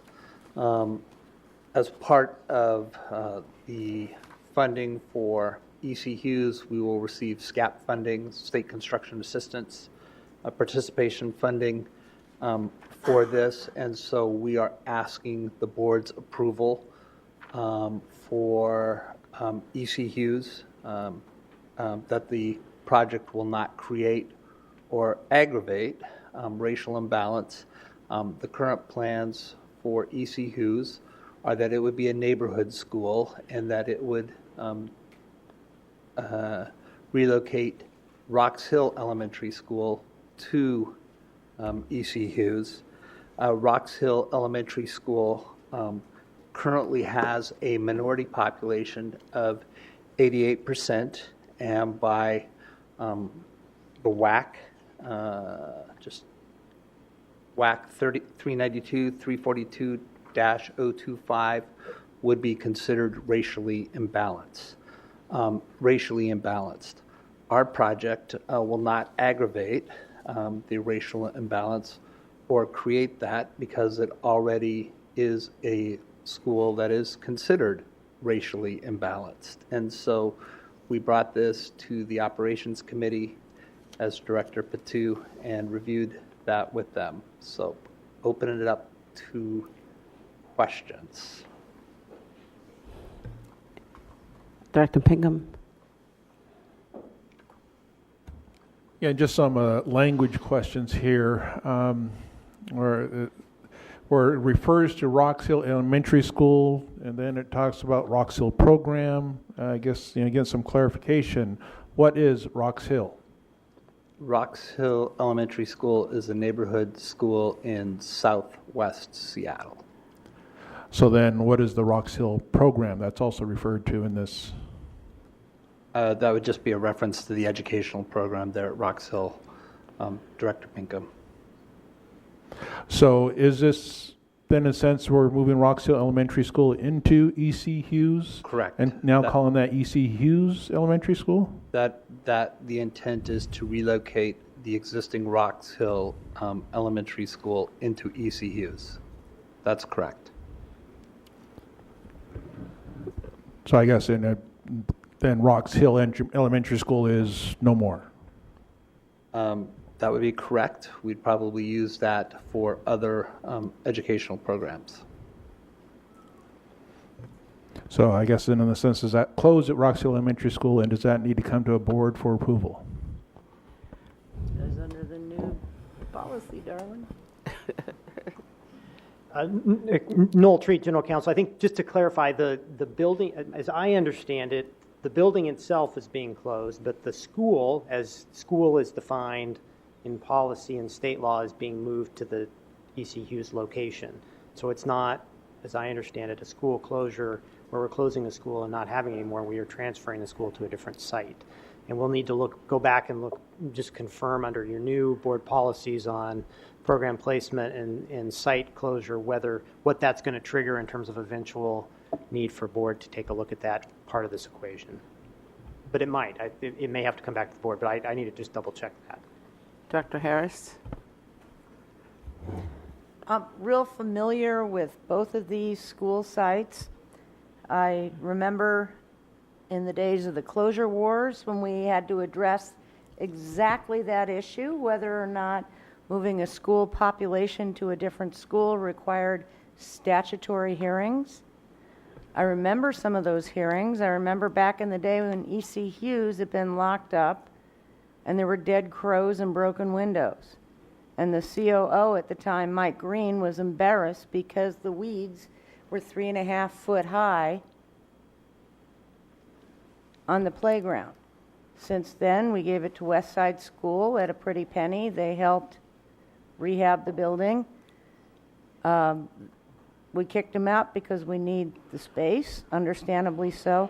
But part of what really concerns me is we don't have a plan for Rocks Hill School. So we're going to move an entire school to a different place, yet we haven't told them what's going to happen to the facility? Are we going to sell it to the parks? Are we going to use it as leverage in our dealings with the parks? And our dealings with the parks are pretty amusing at best. And I think we owe that community better answers. And moreover, when Flip, you came out a year ago or so, and there were probably 30, 40 folks there. We were talking about moving certain segments of folks out of Sunrise Heights and West Seattle Elementary, or some of us still like to call it High Point Elementary. It doesn't feel good, and I know there's a great many folks in the neighborhood that don't feel very well respected. Flip Hernan, Associate Superintendent for Facilities and Operations. So part of this is, again, multiple variables that we've been putting into place for the boundary changes that have been and will continue to be implemented. This move of Rocks Hill to E.C. Hughes is one of those. It's within the current boundary that they have, or the previously approved boundary, which is what we were talking about last year. So we're not redrawing a boundary, moving Rocks Hill from one boundary to another. We're moving them from a building, in my opinion, which is very substandard, to a better conditioned building.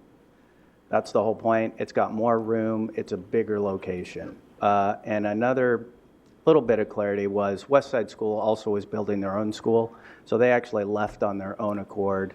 We didn't really have to kick them out. I mean, yes, we need the space. Yes, the building is in better condition, but they were ready to move on their own. They had already had pieces in place.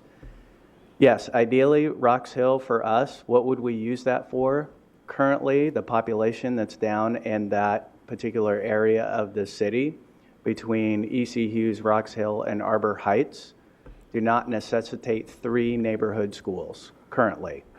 So I'm not an advocate of selling any of our property. I would not advocate right now, regardless of an undetermined future of Rocks Hill, selling that property. I would say we would need to keep it. If we were to use it for school programming again, I think it would need an investment in reconstruction to happen in that particular site. If you've done some of the tours of some of our brand new buildings, we can give you the other end of the tours and show you some buildings that definitely need some help. And as we start to do our planning for BEX 5, clearly we're going to start addressing some of the buildings that need that help. But Rocks Hill is one of the locations that we'll be talking about with the Capacity Management Task Force about what do we do with some of our buildings that we have left and how do we continue to address our capacity needs. So I would concur with what General Counsel Noah Treat said, which is saying we're actually just moving the school. The school still exists. The boundary still exists. The children are getting a better facility right now. We're doing an investment in that particular property, and we have been talking about this. This was part of the boundary conversations that we've been having for a bit of time. Thank you. So, Flip, I have a question. Yes. So, when we talk about racial imbalance, what is the makeup of ECUs versus we know Rocks Hill has a lot of kids of color? It will be exactly the same because the boundary is the same. So we're not taking 2 different, sometimes in some cases when we open, and you'll see on the next one when we're talking about Madrona, when you're creating a new boundary, then you're taking portions of one school boundary to another and creating a new one. We did the same with Cedar Park and a couple of the other newer schools that we've opened. So we have to do the calculation for whether or not a particular school will necessitate or will trigger a racial imbalance or aggravate that imbalance. And there's a parameter that we can look at there, which is a challenge. And that imbalance basically is, are you outside of the norm or the average demographics of the school district, which is what we've been looking at here. So right now, Rocks Hill, because that boundary is the same, there's not any difference. Rocks Hill as a school is just moving a physical location within the boundary that exists. So you're saying then that ECU, the the makeup of ECU is pretty similar to what's the makeup of Rox Hill, so it won't make any difference. It would yeah. not, so the imbalance would actually would be. It's the same. It's not bringing it closer to the average. It's already at a racial imbalance, which is what Richard was saying.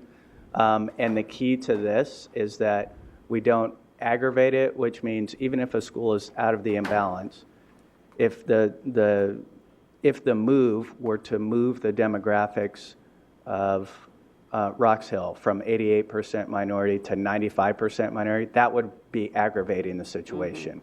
But moving from 88, staying to 88, or even 88 to 85 means, yes, it's still an imbalance, but it's not aggravating that imbalance. Okay. Thank you. Any more? Director Peters? What is the distance between the two sites?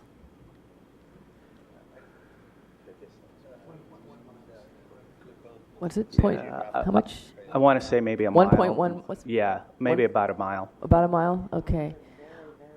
All right. So in terms of how this will impact, I'm assuming that there will be a group of students who will be moving from one building to the other, the same students. Is that correct? Correct. Will that be the majority of the students? Yeah, I would say so. I mean, there's always a certain number of students within any particular boundary that ask for exceptions to be in another boundary during open enrollment. It's quite possible that more of those students who are actually assigned to that attendance area might stay within there, but I'm not sure. Okay. So in terms of the impact for these families, to what extent does this change the walk zone for them and transportation? Will it be a hardship for anyone? Well, it might change. The students who are currently going to Rox Hill that are closer to E.C. Hughes are probably in that situation where they may be getting transportation to go to Rox Hill and outside of the walk zone. Okay. So this is just the kind of other end of that. Yes, there may be some new students that are on there, but there will be other students who previously had to ride a bus that won't because they'll be in the walk zone.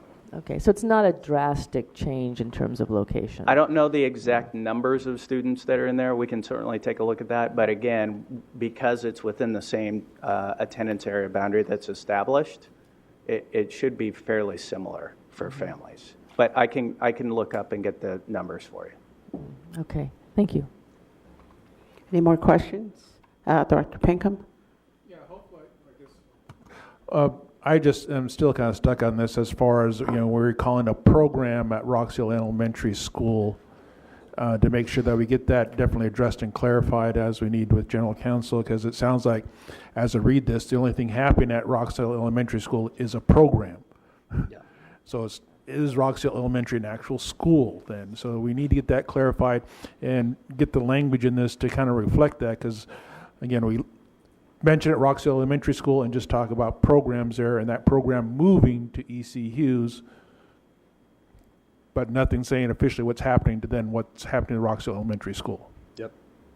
Make those changes. And just to add one further comment to Director Peters' question, Rox Hill Elementary School is at the southern edge of the Rox Hill boundaries. So E.C. Hughes is more centrally located than Rox Hill in that geographical boundary that we've defined for that school. That'll be quite interesting. Any more questions, comments? Thank you. Next one is BTA 4. Resolution 2016-17-4, racial imbalance analysis for Magnolia Elementary School renovation and addition project. Ops, Chair, recommendation? This item was heard by the Ops Committee on August the 16th and was moved forward for approval. Thank you. So again, similar to E.C. Hughes, Magnolia Elementary School also will require your approval that of the resolution for OSPI Form D5 that we not aggravate or create a racial imbalance. I do want to highlight to the school board that at this moment in time, Magnolia Elementary School's boundaries have not been defined. And so we are extrapolating information from Catherine Blaine, K-8, which is on the west of Magnolia Elementary School, Lawton Elementary School, which is north of the existing Magnolia Elementary School, and Coe Elementary School, which is east of Magnolia Elementary School. We believe the population at Magnolia Elementary School will draw from those three schools, and so we have provided you with information at those three schools that notes that all three of those schools would also be considered racially imbalanced if you look at these criteria. Yeah. Again, this school will not aggravate or create a racial imbalance. The racial imbalance already exists at those three schools. And in the narrative, we've given you the percentages of ethnic minorities at each of those schools. So it's a different problem than what we had on the southwest corner. This is the majority of the population at these schools is white, and we exceed the state law indicates that when a school's enrollment of a single minority group with a district-wide enrollment of 30% or more exceeds the minority group's district-wide percentage by 20 percentage points or more, and that's what occurs at this school with the white population. It is substantially greater than the district's population of 47%. So. Director Burke? I was wondering if possibly you could help address the concerns that were brought up during testimony around the question that this does actually create racial imbalance, whereas the bar explicitly states it will neither create nor aggravate. In the neighborhood, it's not creating or aggravating, but since we're creating a school, we are essentially creating a racially imbalanced school. Can you speak to the intent of the deform or the guidance that were provided by the state? The guidance that we were provided is that the racial imbalance already exists, Director Burke, and that we're not creating the racial imbalance by the construction or the renovation of this school. That racial imbalance already exists, and so that's the guidance that we've been provided. And again, I'll go back to Flip Herndon's comments concerning E.C. Hughes and Rocks Hill. We don't know the boundaries of this school at this moment in time. We'll want to be sensitive to the fact that we look at the boundary or the racial makeup of Coe, of Lawton, and of Catherine Blaine K-8, but we won't hopefully be aggravating that racial imbalance. We just don't know what those boundaries are going to be at this moment in time for that school. Yeah, I appreciate that, and I also appreciate the discussion at OPS where I had the opportunity to be a guest. I think the specific guidance that I'm looking for is whether the lens that we're evaluating is the neighborhood or whether the lens is the school. Because the neighborhood has an existing racial imbalance. We're putting a new school in a racially imbalanced neighborhood. Mm-hmm. By sort of de facto, it will be a racially imbalanced school. But the letter of the law, does it say, are you creating a racially imbalanced school? And what would be the consequences of that interpretation for us as a district? Well, the consequences would be the loss of state funding for creating a racially imbalanced school. But from conversations that we've had both with prior legal counsel Ron English and then also with OSBI, we do not believe we are creating a racially imbalanced school. This is already a racially imbalanced neighborhood, and this will be a neighborhood school. So, thank you. Superintendent Nyland.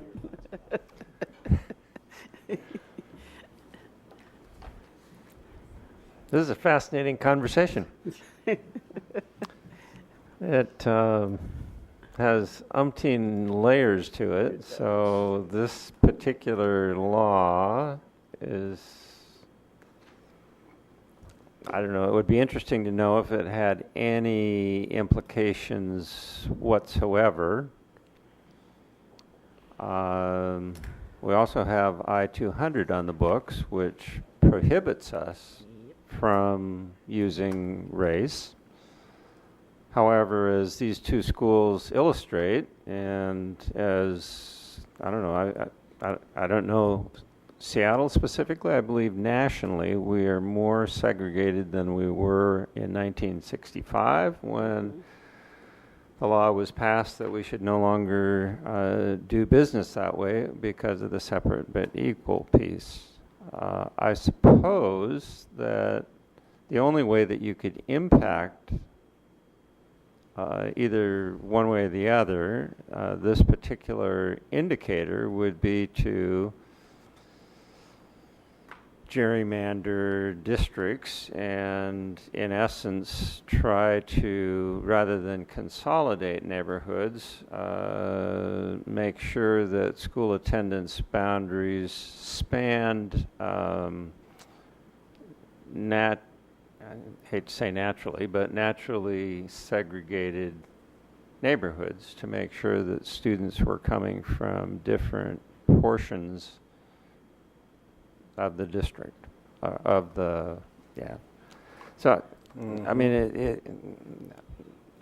it may be something that we ought to look at. I mean, this is, I suppose, the district manifestation of what we were just talking about in a classroom or within building manifestation at Garfield and Thurgood Marshall.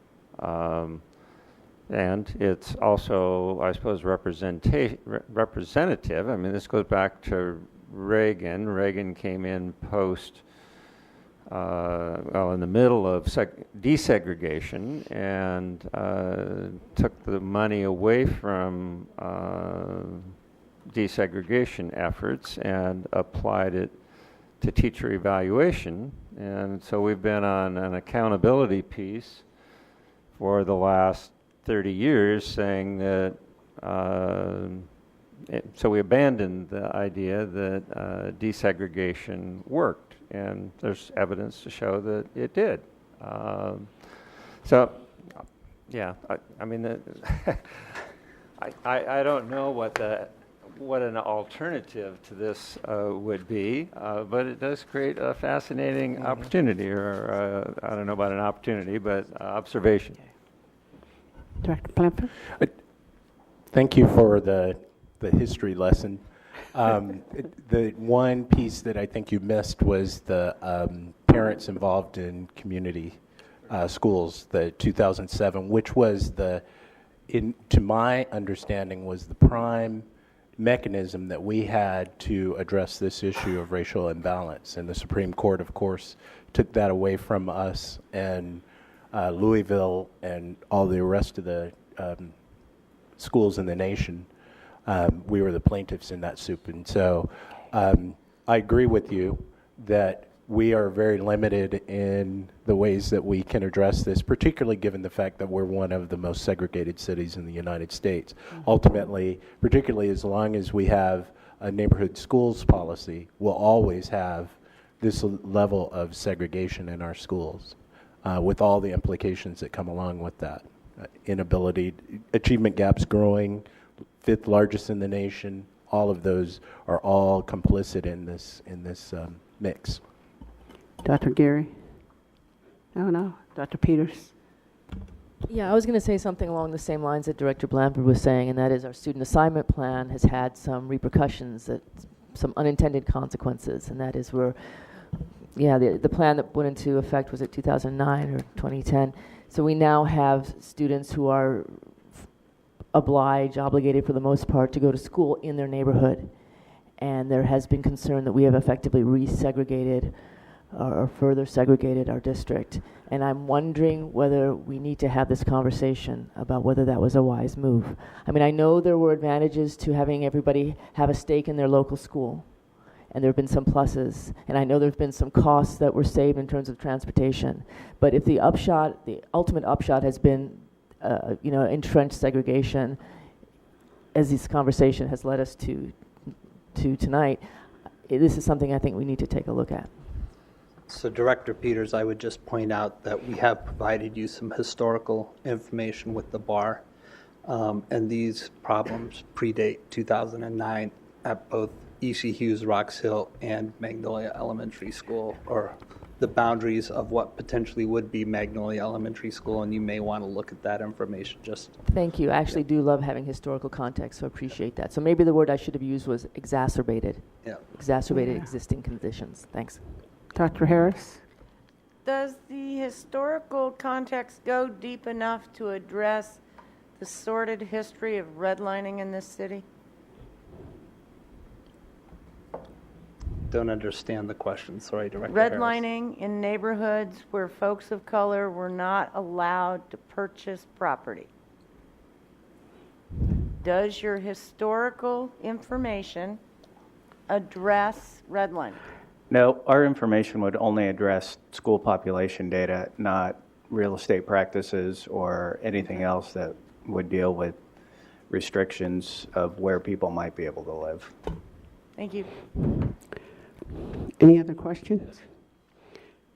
So I guess my concern of the imbalance, knowing that Magnolia is already an imbalance, racial imbalance school, and I hear you that you're taking kids out of 3 schools that are impacted with kids of color, and so is Boundary actually what's going to actually make that happen, or? I guess I'm just a little concerned and confused at the same time in terms of how we're going to be able to balance that out. So basically what this is, we have capacity issues in that area. Lawton, Blaine, Co. are all packed, which is why we're bringing on Magnolia. What this information is showing is that particular area of the city is not very diverse. So whatever new boundary we create for Magnolia also probably will not be very diverse. It's just that area of the city is more homogeneous than it is heterogeneous. Isn't that going to be a problem for us? It's a problem for us in a lot of parts of the city, quite honestly. And my guess is if we were to look at many of our schools, we would probably have a lot of imbalance at the vast majority of our schools. The only reason we get to kind of the median is we kind of put them all together, and that's how we kind of have our average. But when you look at individual schools, the percentage at which they're off of the average is on one end of the spectrum to the other. And again, it's a reflection of much of the demographics of our city. As our city becomes more expensive to live in, I don't see that getting any better anytime soon. Yeah. But how we can address it and how we can try and serve our students, that's conversations we can continue to have about how we do address being able to meet the needs of all of our students. And I think part of that is making sure we have great teachers, great programs, great services, and fantastic schools available in every single area of our city. Thank you. Any more questions, comments? Oh, Director Pinkham? Just in the note, the analysis, Magnolia Elementary School is planned to be a neighborhood attendance area school. Are there other options then being considered besides attendance area?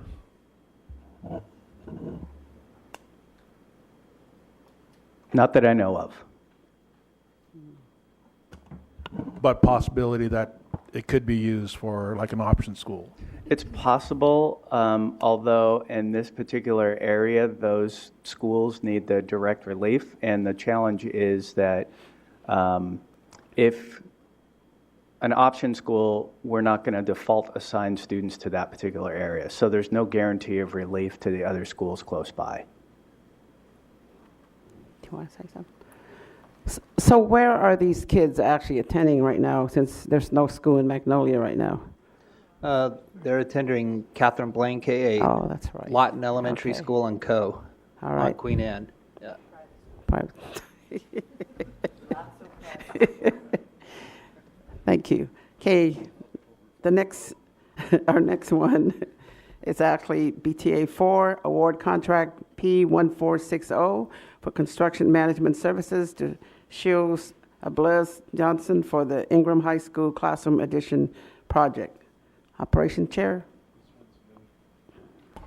This one was considered by the Operations Committee on the 16th of August and moved forward for approval. Thank you. I'm sorry, that's for consideration. Next one's for approval. Correct, Director Blanford. It was moved forward for consideration because we had provided a range to the Operations Committee for the fee that we would be paying SOJ. We've now finalized those negotiations, and the contract amount will be $1,397,000. Shields, Obelitz, and Johnson will be providing construction management services from beginning of design, which we have just started, and I will highlight to you in the background information, it does note that we entered into an interim contract so we could begin those services. We wanted to look at the existing condition of the systems within that building to help us in our master planning effort as to where the addition should be located at Ingram High School. We're recommending approval of this agreement. Construction management services has been something that Seattle Public Schools has utilized since CIP 1. Huey International has provided construction management services, as well as in BEX for SOJ, and we're recommending SOJ be awarded this contract. We did have 4 firms submit their written qualifications. We reviewed the written qualifications, made a decision to interview all 4 firms. The selection committee recommended SOJ as the most qualified firm, and so making that recommendation tonight. Any more? Director Peters? In public testimony, the issue was brought up of possibly trees being removed from the Ingram property. Is that related to this particular project? It probably is related to this particular project. It has a storied past about tree removal or not tree removal, not removing those trees. We'll definitely be looking at a location for this addition in which tree removal will not be an issue. We're familiar with the area of concern and will not be proposing an addition in that location. Great. Thank you. Any more questions, comments? Thank you. Our next one, PTA 3 and BEX 4, final acceptance of work performed under Public Works Contract P5057 with Bates Roofing LLC for the John Muir Elementary School re-roof and seismic upgrade project. Operations Chair. Ops Committee, August 16th, move forward for approval. So, as you probably know by now, your approval is required when projects achieve final acceptance for us to submit state closeout paperwork to 3 state of Washington agencies: Labor and Industries, Employment Securities, and Revenue.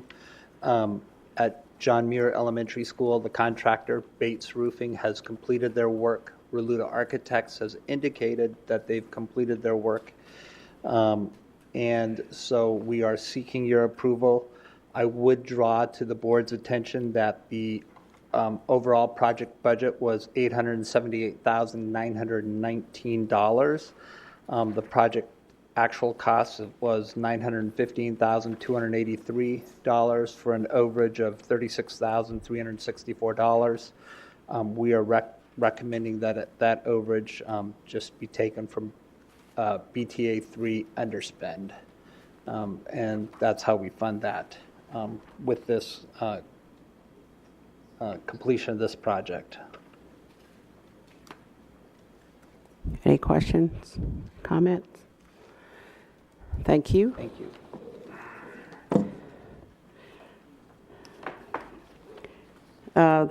This is the end of our meeting. The board is now immediately recessing the regular board meeting into executive session regarding labor negotiation and potential litigation, which is scheduled for 30 minutes with an anticipated end time of, we haven't decided yet.